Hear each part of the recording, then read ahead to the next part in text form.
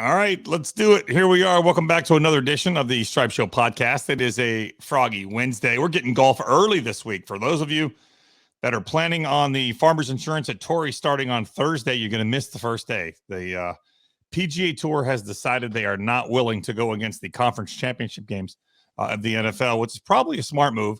So they've started today on Wednesday. We will get the first round of the Farmers Insurance, then Thursday, Friday with a Saturday finish.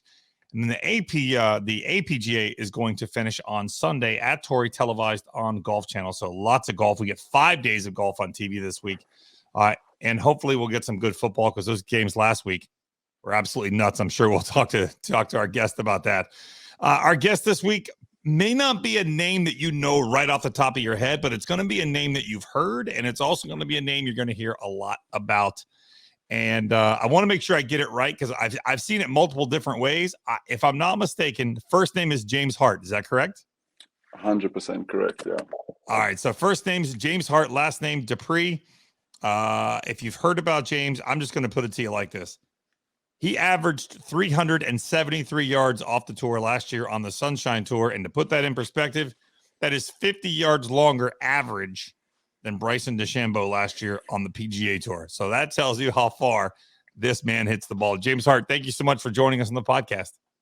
Thanks for having me, Froggy. It's good to be here, man. You know, so I've seen 6'9", I've seen 6'10", which is it? I'm 6'9". I've also seen that I'm 400 pounds. I've seen, like, it's been created as if I'm like a Loch Ness monster, but I'm 6'9", 255 for anyone who wanted to know. Okay, 6'9", 255. So how much of it is, as far as you hit the golf ball, obviously speed's a huge part of it, but long levers create distance. Is that a lot to do with why you hit it so far? Yeah, look, I mean, I definitely think it plays a part. I grew like 6 or almost 7 inches in 10th grade. And before that, I never used to hit the ball far, but I remember the day that it literally all just clicked, and I was like, whoa, what's going on? I was playing the All Africa tournament for South Africa and Mauritius, and our team was kind of warming up before the round, and I was hitting an 8-iron to green. And one of my teammates was like, okay, let's like have a close to the pin to that hole. What are you hitting? No, I'm hitting 8. Okay, let's go. And he was hitting it like 35 yards short of the green. And I was just like, oh, okay, this is weird. Then he tried my club and was still like 35 short of that target. And I just stood there. I was like, oh, okay, this is a new deal. What's going on? But yeah, I definitely think the leverage plays a big part in it. But I think the biggest part that I can attribute it to is playing a bunch of sports growing up. I played cricket, rugby, swimming, squash, water polo. And I think all of those sports are all kind of reactionary sports. Right. And if you watch any of the videos that Bryson does, he talks about that central nervous system impulse. And all of those things is super, super quick reactions. And I think that trained a lot of different muscles. So I've encouraged a bunch of kids who've asked me, like, how do you hit it far? I tell them first, like, genetically get parents who will make you 6'9". But secondly, like, play as much sport as you can, because I think firstly, if you're going to play golf as a career, you're going to be playing this game for 30, 35 years if you're lucky. And when you look back, you're gonna look back at the times you played team sports, and it's going to be probably some of the most fun times in your life. And also it aids a bunch in developing different muscles and all that good stuff. What made you move to golf? Because you said you played so many other sports. So what exactly made you hone in on golf as a career? I started playing when I was about 3 years old. And it's always in the back of my head. I played all these sports just because I love sport. But I always knew that it's what I wanted to do. It was kind of, it's weird. People have asked me, like, growing up, and I'm sure a bunch of athletes have gotten this regarding their sport, but like, what's plan B, bro? Like, Right. what's plan B if this doesn't work? And I'm like, I don't know. This is plan A, and I'm going to work plan A as hard as I can. And I love what I do. I absolutely love it. I get to do something which is a passion for a job, which is a blessing. But it was always, from when I was young, I knew this is what I was going to do. Now, when you were younger, obviously you were, I don't want to say regular height, but you were the size that the average human is. And you were able to use golf clubs that were probably fit for the rest of us. But as you've gotten taller, and when you did have that growth spurt, how difficult was it to find golf clubs and even now get fit? Because you can't play anything that's off the rack that a normal person plays. Not that you would play off the rack anyways, but Yeah. you can't play a normal golf club that, say, somebody else plays with ping. Yeah, I remember when I was growing up, I was always kind of tall for my grade, but nothing like exceptional. And I used to ask my dad, like, because I'd get fit into lighter shafts and first ladies flex, then lighter shafts, then steel shafts, and just naturally progress. And I always asked him, like, when am I gonna get to like the big boy thing? And then obviously getting stronger, like having to change all of that up. The guys at Ping, especially Brad Villas in South Africa and Brad Millard in Scottsdale, have been phenomenal in their fitting process. I think it's fun for those guys because it's something they really enjoy doing, but having to figure out managing the stiffness of the shafts, obviously the added length, but the big deal is actually the swing weights, because the longer your club goes, effectively, the heavier it gets. And to get the balance between the head weight and the shaft, for the ball flight not to peak up or anything like that is a real challenge. But they've been unbelievable in kind of managing that process. But I'd say the most difficult part of the growing was actually the fact that my swing plane would change almost weekly. Growing 7 inches in a year, you're growing so quickly that the distance you are from the ball changes, your arc length changes, and all that type of stuff, adapting to that. It took a really long time. I would say probably until I was like 22 years old or 23 years old to kind of settle into the body that I have now and not have anything drastic change. That was for sure a bigger challenge than the footing was. You know, it looks so effortless when you hit the ball. We watched Bryson hit it, and it looks almost angry. It looks almost, you can tell he's going after it, rightfully so. Yeah. But when you swing, it looks almost effortless. What is the difference, and how do you create so much speed with it looking like it? I mean, it's almost Freddie Couples-esque, like you're not even going after it, but I mean, the ball's moving. Yeah, look, I think it's obviously the length of the arc that my club moves on. My wingspan is 6'9", so with a club added on, it's only, geez, I don't know how long that arc is, but the time in which the club travels over that arc, and the longer you can apply force to something, the more speed you'll be able to generate. But yeah, the way I feel hitting the ball and the way it looks is actually nuts to see the difference. I'll see videos of drives that I do go after and get really, really high speeds on, and looking at the video, even I am surprised at the difference in how it looks and feels. So when you're hitting when your average is 373, I know you've had a club head speed of 144 and a ball speed of 212. Mm-hmm. James Hart, what is an average swing for you? What would you say you're exerting your force? If 100% was the fastest you could possibly swing it, when you're swinging on a regular basis, what percentage of force are you using? On the golf course, iron play, I never go 100%. Just simply, like, I think it's also a thing that people don't realize is you want a lot of speed, but with more speed, the margins get a lot smaller. So iron play, I'm anywhere between, taking some off from 70% to 85%. There are times with long irons where like I can get the max out of the club, then I'll go after it. But drivers, I'd say probably between 85 and 95% if there's a pretty wide fairway out there. Wow. Yeah. So I think it's also like the distance thing is great. I mean, we've seen statistically how much it aids you, and it's a big thing that a lot of guys are going after, but the control aspect of it, like you can see a big difference in the guys who have gained a lot of distance the last years. Like Dylan Fratelli's done an unbelievable job the last 18 months in gaining distance. But last season, his strokes gained off the tee never really improved because he needs to now learn how to adapt that speed into control as well. Right. So it's always a balance that we play with, and being gifted with speed's incredible, but knowing when to kind of use that gas pedal is something you got to kind of get used to once you develop that power. Yeah, we've talked about it here on the podcast many, many times. Is that Dustin Johnson hits it a long ways. I know compared to you, he doesn't hit it a long ways, Yeah. but Dustin Johnson moves it pretty well. But he'd always hit it far, but was never really able to score. But then he took one off season and he just worked on his wedges, and he had, I think I read somewhere, he had 3 swings with each wedge, and he had a distance he could hit. And that's really when he became number one in the world, when he was able to score. So how much effort do you put into your scoring clubs now that you are able to hit it so far with having a short iron in your hand on most par fours? Look, I'd say my putting's really the key to my game. If my driving and putting are good, I generally have pretty good weeks. But I would say the biggest room for improvement is that scoring area from 70 to 130 yards, because I have a ton of those shots on the course, and there's a bunch of gaps in there that I'm working on filling distance wise, and like you say, having those 3 different swings with wedges, which I do have that system in place, but getting to a point where it's automatic and under the gun the numbers that you're going to hit, because it's a completely different story being able to do it either in practice rounds or social rounds on the range, and knowing when you're under the gun with a bit of adrenaline going, how that's going to affect the ball. But I would say most of my time is spent between putting and those clubs, especially now transitioning forward, because I've made a lot of changes in my swing.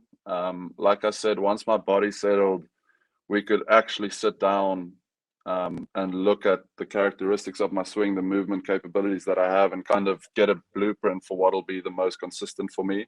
And that stuff takes time. Like I'm under no illusion that it's just a flip of a switch. There's a ton of work that has to go into it. And I think there's room for improvement in those scoring clubs, and that's essentially where the money's made. You can see the guys who essentially are quoted as being the ATM machines of the tour. Guys like a Matt Kuchar, a Rory Sabatini, even now like Colin Morikawa, John Rahm. Those guys have been performing the last 2 years because of their ball striking. And I think with the addition of things like ShotLink, you're able to see the correlation between improvements in certain areas and performance. And those guys have kind of gotten it to a point where if they have a good putting week, they win, because their ball striking keeps them in the game week in and week out. And that's when these guys tend to go on the big runs they do. I mean, when Bryson won the US Open, I think for a 12-month period to that day, he was something like 93% inside 10 foot on the greens. Wow. So his distance is obviously a massive attribute, and it's become a part of his brand. And I think he's doing a lot to push that aspect of the game forward. But it comes down to scoring, and any of these guys, when they go on their runs, it's about putting, because their ball striking is already so good. So you would say it's much more important to be really good around the greens, whether it's putting, whether it's chipping, whether it's your short iron play. That's much more important than it is to just try and hit it far. Yeah, look, I mean, especially last week, with like one of the big things for me that I never expected to happen was kind of like, not in a massive way, but going viral on a couple of pages on social media. I never saw that coming. It was a new experience for me, and obviously hitting it far is the reason for that. And it's an unbelievable tool to have. Not many people have the ability to kind of just decide when they're going to carry one 355 yards or whatever. Right. But the control element is huge. Like John Rahm, the last year, was number one in almost every strokes gained category from tee to green. And that keeps you in play, because what it allows you to do is not really make big mistakes. Because you'll see the guys, or any guy that makes a number on a hole, it's very, very rare that it's going to be down to inside 130. If they're having a bad week with their scoring clubs, it means they're not making birdies. They might make the occasional bogey, which we all do. I mean, I think people would be surprised as to, and I mean this in a good way, as to how poor the statistics are from like 130 yards with regards to proximity to hole. But being a good ball striker allows you to be in the game week in and week out. And then the pressure, so to speak, is just on your putting. And when that clicks in the week, you're in the hunt. Right. So what did you, as you played your first event this past week, the Amex, congrats to Hudson Swafford. He's a past guest here on the podcast.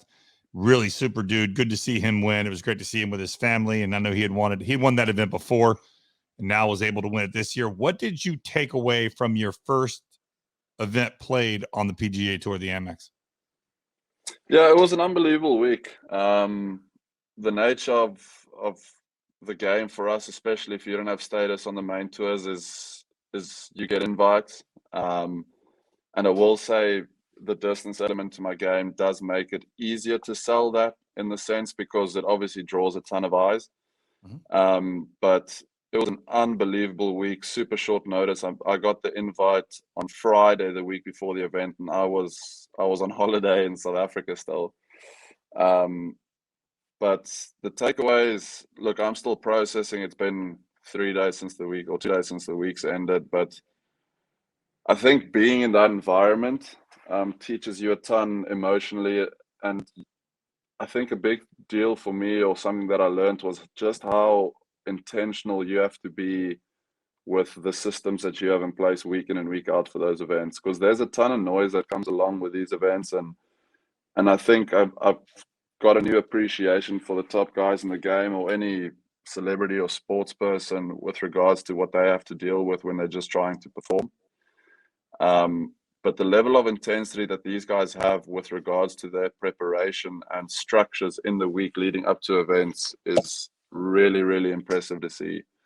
I think because those things, when all that noise is happening, you're kind of going to default to what allows your body to be most comfortable. And those guys have gotten to a point where they default to these really, really helpful structures. And that leads to consistent thought patterns where under the gun you can trust what you're going to do, and you understand how you're feeling, and all of that stuff. So it's a lot about time in the saddle, and being exposed to these kinds of things, which, I mean, it's only going to help me get to where I know I'll be. But there's a couple things, like on the course, the clarity of picture you have to have for the shot you want to hit. Because it doesn't really matter what it looks like that week with your swing. I mean, every week you're going to be struggling with something, or feel uncomfortable or whatever, but just learning to accept that that's going to be the way it is. But being so clear on the shot you want to hit and committing to that on the course is something that I've got a new appreciation for. Because I think it's a lot of guys, if you are blessed enough to have a lot of natural ability, you kind of just do it, and it comes very easily to you, and that's how I've felt over the years, which I'm very thankful for. But having this new element of really having to hone in on start lines and finish spots, which I knew beforehand, but the degree to which you have to focus on that is something new to me, and I'm super thankful to American Express for having me out last week, and Sport 5 for making it happen. So yeah, it's been an unbelievable experience, and definitely gonna help me going forward. Real quick, if you've got a contact at American Express, if they could help me get my bill a little lower this month, I'd appreciate that. If you got any pull over there, how much could the average amateur? I watched the thing with Rory the other day, and he was saying that if he caddied for the average amateur, he would be able to take 5 to 10 strokes off their round, every single round, because of the lack of committal to a shot. And I feel that as an amateur, we don't commit. Like, for example, you'll stand on a tee and snap hook it into the trees, and then you go in the trees, and there's this 2 foot by 3 foot area, and you're like, I'm going to hit it through there. But when you were back on the tee, you couldn't even hit it in a 100-yard wide fairway. But now you're going to hit this shoebox size hole. Exactly. How difficult and how hard is it to commit to a shot, whether it is in a social round or whether it is on the PGA Tour?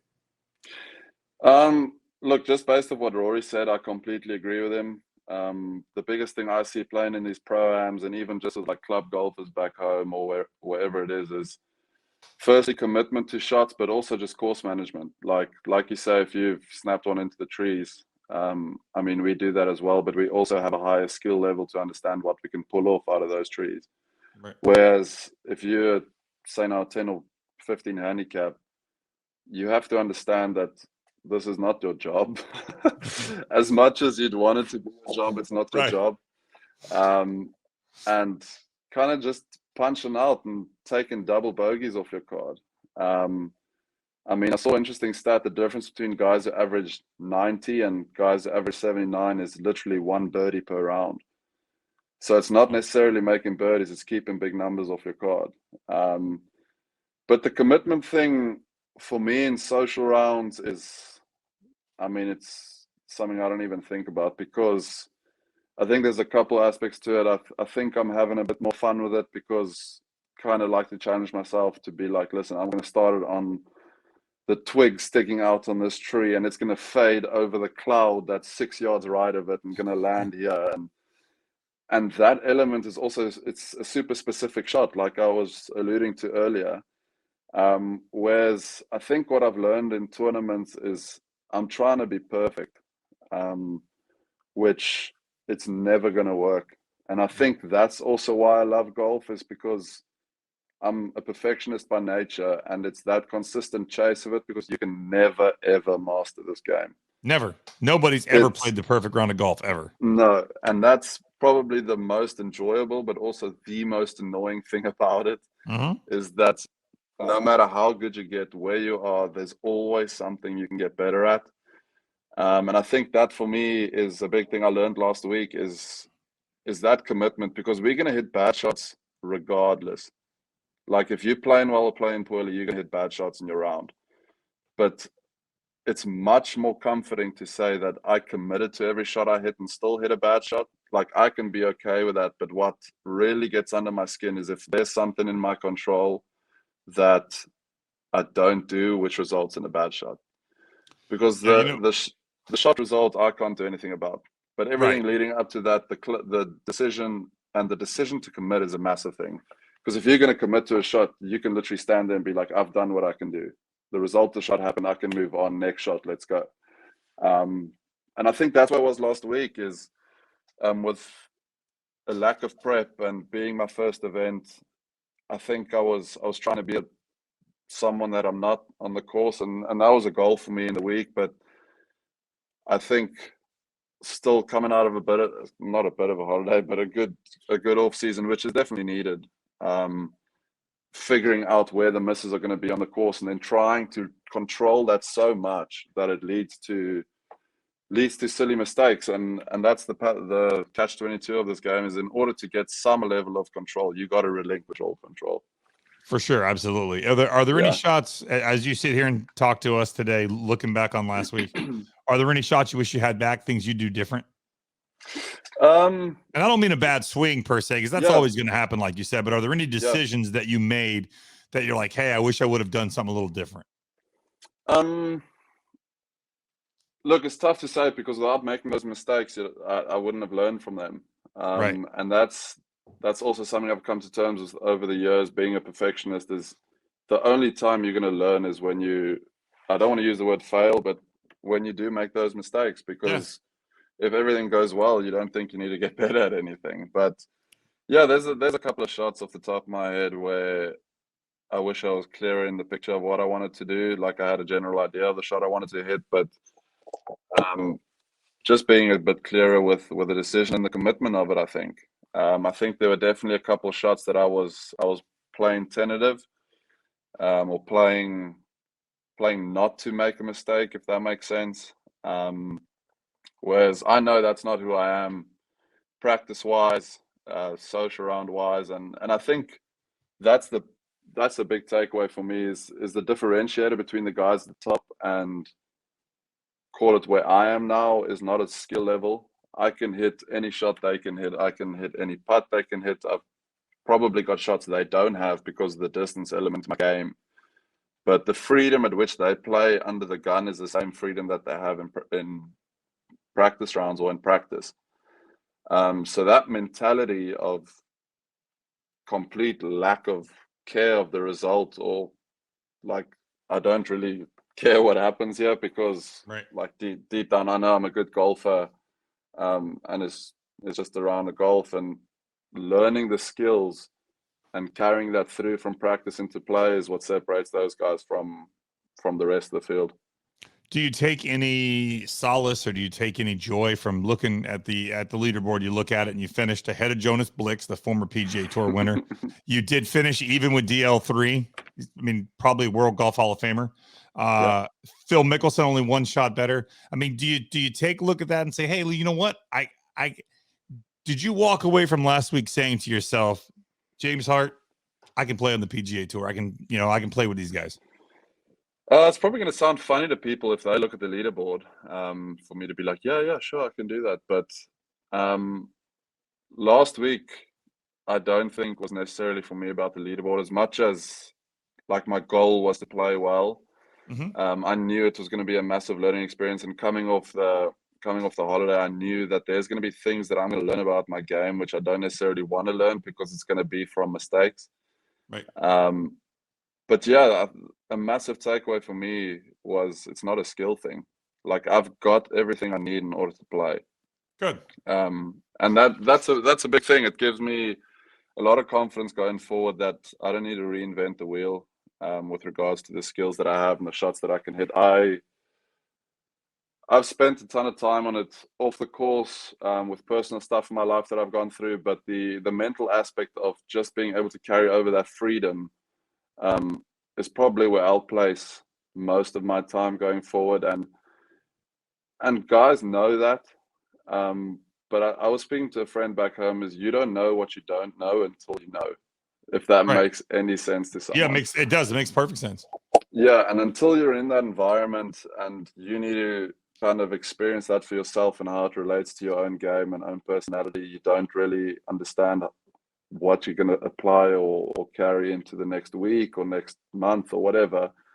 But yeah, that was huge for me, seeing like even just in warm-ups and practice rounds. Like I played with Nick Watney on the Tuesday. And he was one of my favorite golfers growing up. He's with the same manager that I'm with, Ben Harrison, and Ben was kind enough to kind of set up that practice round, knowing that Nick was one of my best friends, or not best friends, but favorite golfers when I was growing up. And right. And he's won World Golf Championships. He was top 10 player in the world. His top 50 career money earnings on the PGA Tour. And playing with him, just seeing like there's no difference in our game skill wise. It's down to a couple things of experience. He's had a ton of experience being in that position and playing against the best players in the world. But it's just the freedom that they play with is incredible to see. Firstly, if for anyone who's been in the arena of competitive sports, Right. to understand the fact that they can kind of play without the fear of consequences, an incredible thing to see. But And is that yeah, something that you think will come with reps? Just more playing time? With with reps, yes, but it's also decisions. Not, and I don't mean decision shot wise. It's a decision to be far more into the process than the result. And it's a tough thing for me because I think a perfectionist by nature only grades the process by the outcome. And I think it's a lot of guys get caught up in that. But if you can control what you can control to the best of your ability, there's pretty much nothing else you can do. And that mental process that you can go through in order to get to a place of freedom is within your control. How well were you received last week by other players as you were there? Other guys, did you feel like a warm welcome? As you know, you are a rookie on the tour, and yet you come with this kind of story behind you of, hey, this is the guy that hits it a mile. How well were you received by other tour players? Did you feel welcomed? Yeah, look, I wouldn't even classify myself as a rookie. I'd say I was more debutant than a rookie because I don't have status on the tour. But it was unbelievable, man. The guys on tour are super, super nice guys. Awesome. And I said it in an interview that week where a lot of people say, be careful of meeting your idols because they might fall short of what the expectations you built up in your head. But that was definitely not the case. Like I got to meet a bunch of guys that I'd grown up watching, and as much as it's my job, I'm still a fan of the game. On Sunday when I missed the cut, I still went to go walk with Rom for 9 holes. I still love watching it. It's unbelievable to see. But that was something that was so cool for me is all of these guys who have made millions of dollars and they've got people wanting things from them every day, and they're also there to do their job, but they like took time in either in their practice or in their warm up. Like on Friday morning, I was hitting balls next to Zach Johnson on the range, and like he just came over to me and was like, "Hey, bro, I'm Zach Johnson. Nice to meet you. And I was like, of course I know you're Zach Johnson. Right. But and then you hit your 5-iron as far as he hit his driver right after that. yeah, but look, I would change hitting my 5-iron as far as his driver for 2 majors, man. Like, I know, right? it is what it is. But it was unbelievable for the guys, even like in the physio trucks and in the locker rooms and player dining, and they were so welcoming, and that's a really cool thing to see, because I think they all have an understanding of, they've been in my position before, where Right. they're making their first tour start and all these expectations and everything that comes with it. So I think they can empathize with that, but they were super welcoming. Did you notice any guys like kind of stopping and watching because of how far you hit the ball when you were hitting the driver? Yeah, look, I never that whole element of last week is not something that I ever expected. I Right. never thought I would make any like media feature or anything like that. And then I played the practice round of La Quinta on Tuesday by myself, which was sick, beautiful golf course. And then Tuesday morning, I played with Nick, and then got to the range to do work, like practice work. Right. And next thing I know, there's like 50 people behind me on the range, like tournament directors, reps, players, psychologists, like people standing there, and I'm busy doing drills and 8-iron, and I know why they're all there. Right.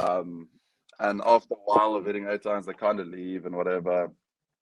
And eventually, probably like an hour down the line, I pulled out a driver, hit one driver, and it was like, bro, it was nuts. People come to stand behind me. I hit one driver, then the guys from GC Quad came over. They're like, bro, can we put the track down, the GC Quad down? I'm like, yeah, bro, go for it. They're like, what's your stock number? I'm like, oh, stock ball should be like 203. Hit a drive, ball speed's like 206. Obviously, like, I've got massive adrenaline pumping with all of this going on because it's never happened. And then they're like, okay, hit one. So I hit one, gets to 212 or 211, which I surprised myself with. So I hit 3 drivers that day. That was it. And for the rest of the week, I actually did my practice at the Hideaway, which I was lucky enough to stay at, which is like 2-3 minutes down the road. But for the simple fact that because it was such a new experience to me, and I knew that after that experience that I can't really hit drivers without being watched by a ton of people, and that would affect my practice. Yeah, bro, it was nuts, man. Like, it's obviously something, you know, comes with a game, and when you're young, you want to be one of the best players in the world, and that's still my goal, but you don't necessarily realize what that comes with. And I've got a new appreciation for guys like Morikawa and Rahm and DJ and Rory and all of those guys, and Tiger's on, like, he's on a different planet. That's another stratosphere. That's like, you know, for example, I'm a huge football fan, and my world came crashing down on Sunday afternoon. I'm a Tampa Bay Buccaneers fan. Yeah. And so, you know, listen, we had an amazing run. I'll forever be thankful for last year's Super Bowl. My son and I were lucky enough to be there. We almost made a comeback, but it's once again, and I don't know if Brady's going to come back or if he's going to retire. It's really up in the air. But to be able to perform on that stage and the whole world is looking at you, it really is something absolutely, I don't think the average person understands. And not to say that what you were going through was what Tom Brady's gone through, or what Tiger Woods has gone through. Exactly, but to thrust yourself into that stage and be watched, you do realize on a smaller scale what these guys are dealing with. Yeah, and it's complete insanity, to be honest. Like, I was a drop in the proverbial ocean compared to what those guys go through, and that was the lesson that led to what I spoke about earlier about the intentionality of their structures, because yes, they've had time in the saddle to get used to that type of deal, but off the bat for them to, I think a better way for me to put it is to just play for yourself. Like, when you play in a social round or practice round for us, we're not playing for anyone. Like, we're playing for ourselves, and having that same kind of mentality on the course is what it's all about, man. Like, that's why I got into this game. I adore this game. I love what it brings out of me. I love the way that it tests me. But just playing for yourself when you're under the gun. But I was actually speaking to to my manager about this is like idolizing Tiger when I was younger. I told him if someone had to ask me if you would take his career at the expense of your life being as public as his has been, would you take it? And before, it was not even a question. I'd be like, bro, this is the dumbest question in the world. Of course, I'm going to take his career. Right. That's exactly what I would say sitting on this side. But now your answer changed. Yeah, look, for him, it's not even about the golf. He was the first golfer to transcend our sport. Right. You can ask football fans, soccer fans, I mean, dart fans, and they'll know exactly who Tiger Woods is. And I don't know if I would take 83 victories, 15 majors at the expense of every single day of my life from when I was 11 years old being exposed to people who actually have absolutely nothing to do with you. Their opinions don't mean anything about the relationships in your life. Their critique essentially means nothing to the profession that you're doing.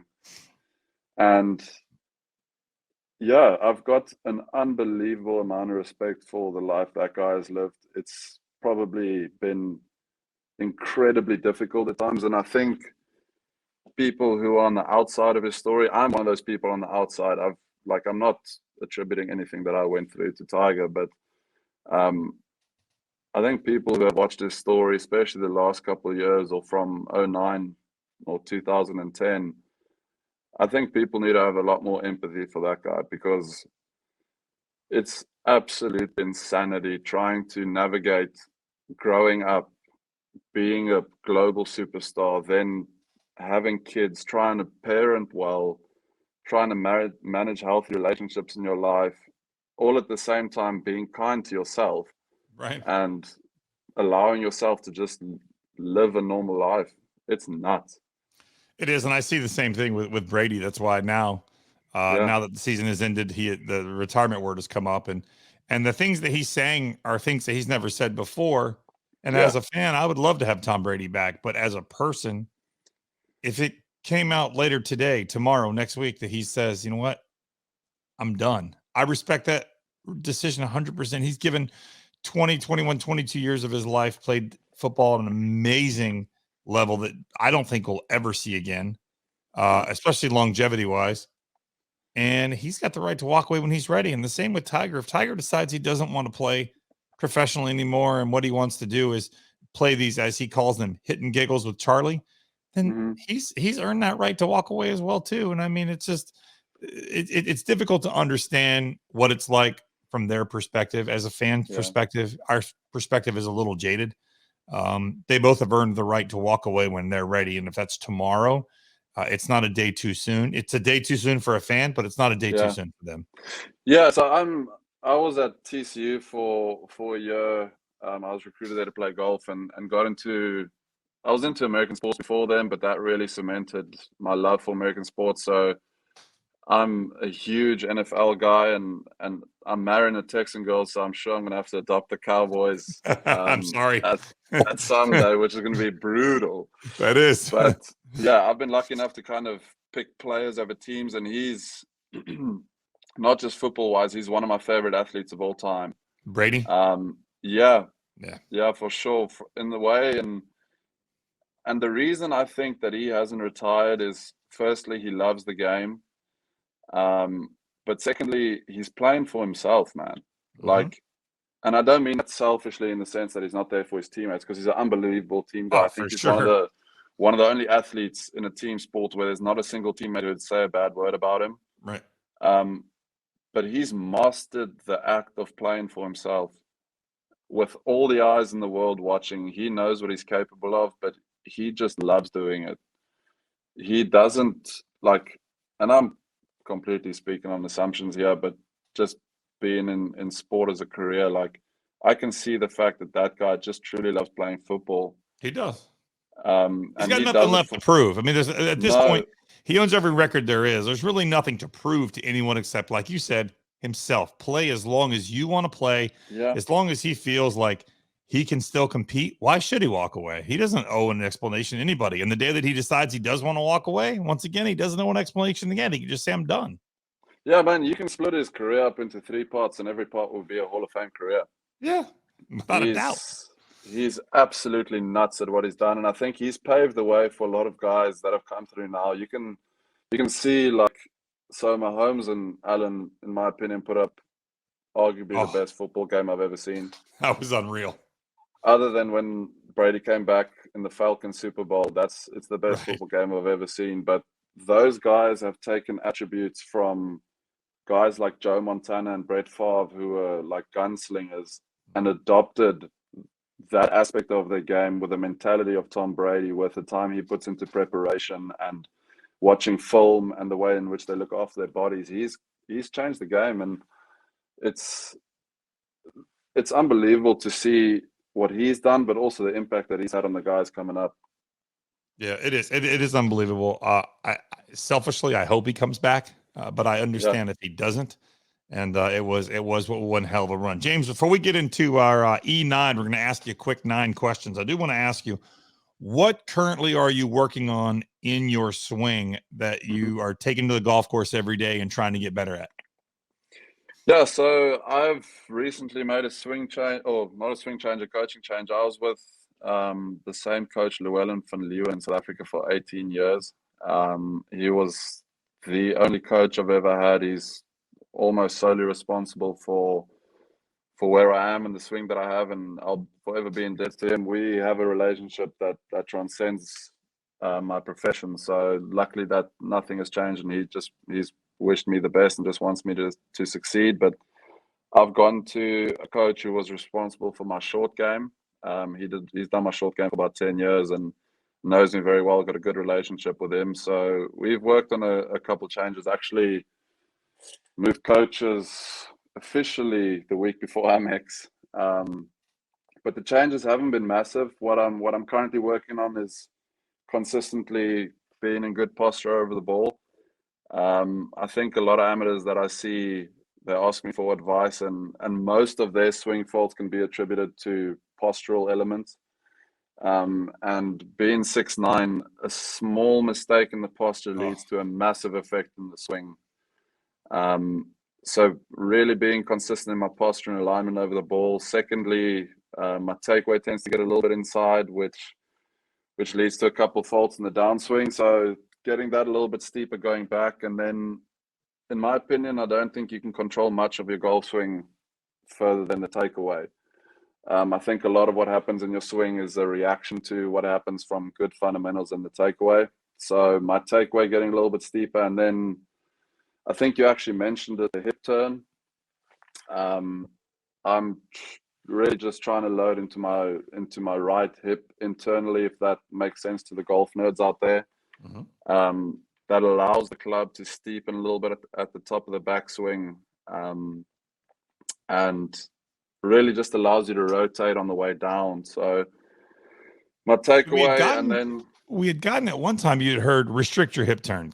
Try to restrict the hip turn. It'll shorten your swing in there. So you're doing something totally different. It does seem like golf instruction sometimes seems to be a little faddish, and everything's kind of changes all at one time. Yeah, look, I definitely think, I'd say up until about 7-8 years ago, it definitely was faddish. Like, guys used to teach the bump into the left hip, where you would lead the downswing with the left hip, and I think that created a generation of slices. Because if your left hip gets essentially outside your center of gravity, your upper body has to lean back in order to get the strike of the ball, which, if your hands flip to save it, sometimes going to go straight, or you're going to have a quick left miss. And if they stay passive, which is what you want, then ball's going to come out with a massive slice. So I think the addition of technology like force plates has been massive for golf instruction. And I only think that golf instruction is going to become less faddish and more consistent in what they're going to teach, because they have the access to information that allows them to identify patterns with the best players in the world. Right. So that it's actually weird you say that. So the bigger hip turn for me has allowed my swing to become shorter, because, again, having long levers, the thing that I struggle with a lot is I get long in my swing and I get quick in the changeover. I struggle with I get long in my swing and very quick in the changeover, because I've very quick impulse muscles. And the bigger hip turn has allowed my arm swing to essentially be shorter, because I want my arms to stop turning when my body stops turning. Okay. Everything kind of stays in sync. So really internally rotating on that right side in the hip has allowed my arms to stop moving when my chest does, and then rotating into that left heel. So the sensation that I have is going back that my right pocket kind of moves behind me. Mm-hmm. And then on the way down, the left pocket also just moves out the way. And you can see that down the line. My left pocket's visible, I think, like halfway down my backswing. And everything that I'm speaking about now sounds really technical, but in golf terms, it's super simple. We literally just it's all trying feels. we're just trying to get the club to be steep enough that it can shallow in the downswing so that my hands can be passive through the ball. Right. That makes sense. That's great. Because, a lot of that stuff is stuff that I have tried to do. Like I try and get a steeper shoulder turn, feel like my left shoulder is working more down, then I'm not losing my spine angle and standing up out of it, because that sucks the club inside and get really flat. And then the only other fix is to come out over the top. So to try to feel more rotation and feel that when my chest stops turning, the club stops moving, instead of getting that arm carry, which everything collapses over you. So that's so the arm carries definitely a way in which to hit the ball further if anyone's trying to do that. You can see most of the long drive guys, their arms at the top of their swing essentially get disconnected from their chest, because it's just an extra lever element in which they can load the club over a longer period of time. Right. But for control, you can see it with, I think Dustin's the only guy who really gets a little disconnected at the top, but he's just an athletic freak. Like, I think it's dangerous for amateurs to try and copy guys who are like what we call one of ones. Who would you say, actually, real quick, as a last thing before we get into the E9, because I know I told you I wouldn't hold you this long. No, bro, I've got time. I'm loving this. Who would you say as an amateur, as somebody that we should, and obviously everybody's body's different, they're doing different things, and our eyes are not trained as well as your eyes or a coach's eyes. Who is a good pro to watch, whether it's YouTube or the V1 app or whatever it is, however you watch your golf swings, Instagram? Who is a good pro that is somebody good to study, emulate? Me. It's me, Froggy. I'm not 6'9", 255, so I'm not sure that that's true. Yeah, it's actually been funny. The guys like, is Morikawa one? No, I wouldn't actually say Morikawa's one, because him, Hovland, Koepka, and DJ have a wrist position at the top of their backswing that if you hand a kid a club and he picks it up, swings back, and his left wrist is bowed, I wouldn't try and teach someone how to do that. I've unfortunately, when I turned pro, I was out for 18 months with 3 wrist surgeries, and it wasn't because of anything I was doing in my swing. It was a repetitive stress injury. It was supposed to be 4 months and turned into a whole deal, whatever. But through that process, I unfortunately got really intimately aware of how the wrist works in the golf swing and what can create injury. So unless you like hand a kid a club, he grips it, swings back, and his left wrist is bowed like that, I wouldn't teach someone that, because there's a muscle in your wrist, or actually a ligament called triangular fiber cartilage complex in your left wrist, that in that bowed position, if you don't have the mobility and it's not a natural thing, you're going to tear the snot out of that thing. Okay. And those guys, Rahm as well being one of them, that wrist position leads to an incredibly stable club face through the ball, because they can literally leverage that bowed position and turn through, and the club face just doesn't close down on them. And that leads to them being incredible ball strikers. But a guy who I think really has a phenomenal golf swing, he's I think 6'4", so he's a taller guy, but I think his swing's very, call it, repeatable for the amateur. And a lot of Americans I don't think would know him because he plays in Europe. He actually just won in Abu Dhabi last week. It's Thomas Peters. Yeah, his golf swing is super simple. He's a tall guy, long levers, but his golf swing is very short for as long as his arms are. Club stays really nicely up in front of him. Super simple movement, nothing funny. But I think it's absolutely beautiful to watch. That's cool. Well, thank you so much. I'll have to check out his swing on Instagram, YouTube. I'll be searching, and I'm sure a ton of other people will as well. So Yeah. before we let you go, ask you a quick 9 questions. You give me the first thing that comes to your mind. Here we go. Question number 1. What is the best shot you have ever hit on the golf course? I hit a 4-iron in the SA Amateur once from like 255 yards to a back left tuck pin with out of bounds about 5 yards left the green. I faded it off that out of bounds line to like 3 foot, which was nuts. Wow, that's insane. Wow. Number 2, who is your celebrity wingman in the bar? If you weren't engaged and you were looking to pick up girls, who's your celebrity wingman in the bar? Might sound weird, but I think Will Smith, man. Will Smith. That's not bad. That's good. I Yeah. think he's got game. He's got game Yeah. for sure. All right. Number 2, music on the golf course: rock, hip hop, country, dance. No, so I actually listen to a lot of indie music, and bro, it's really good for my rhythm, man. That's good. Good. But you do like music on the golf course. I am a music freak. Okay, good. There's a Good. ton of pictures of me whistling while I play that I don't even know that I'm whistling. What shows are you binge watching right now as you're traveling all over the country? Oof. I'm about to start the next season of Ozark, which I'm stoked for. Right. Everybody's talking about that Ozark. I haven't watched any of Ozark yet, so I've still got the whole thing to catch up on. But everybody seems to be really into the fact. I guess they release a half of a season at a time. No, I think they released the full season, but Ozark is nuts. So it's like 10 episodes a season, but the first 7 episodes are like, oh, nothing's happening. And the last 3 episodes, you kind of don't even know like where to look. It's insane. But the flight, I actually binged the Colts in-season Hard Knocks, which was really cool. Have you watched any Yellowstone? I haven't watched Yellowstone, but I got to do a shameless plug here. My fiance is actually an extra in 1883. Or Nice. Okay. Whatever it's called. Yeah. She was a bar lady as an extra. So I actually got to watch that. Yeah. Player you'd be most nervous to be paired with on the PGA Tour? To play with? Yeah. Probably Tiger. That's selfishly why I don't want him to retire. I'd just be nervous because like he's the greatest of all time, in my opinion. Yeah, I agree. Cardio or weight training? What do you prefer? Weight training. Weight training for sure. All right. Instagram, Twitter, Facebook, or TikTok? Don't have Instagram. Oh, don't have TikTok. Don't blame you. Try to delete my Facebook account, but the lizard people at Facebook don't allow you to do that. And I'd say Instagram, man.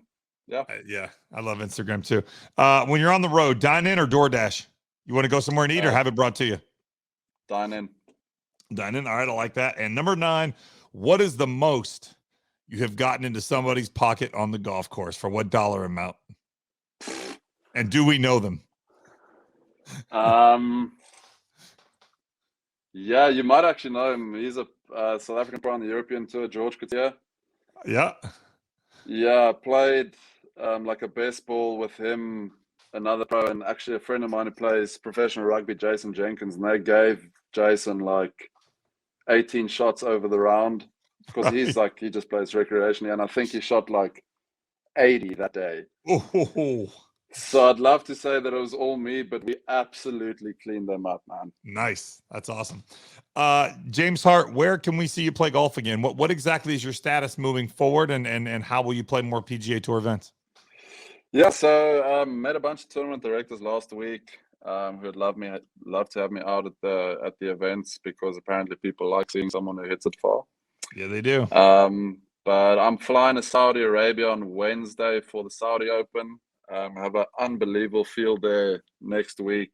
A lot of the top players in the world are going, good world ranking points coming up, and looking forward to that, of shaking off the holiday rust in the Amex. And then after that, I'm playing 7 Challenge Tour events, which is the Corn Ferry equivalent to the European Tour. And then I've got 2 European Tour events. So past that, I don't know yet. That leads me to the end of April. But yeah, so I'll be playing in those events.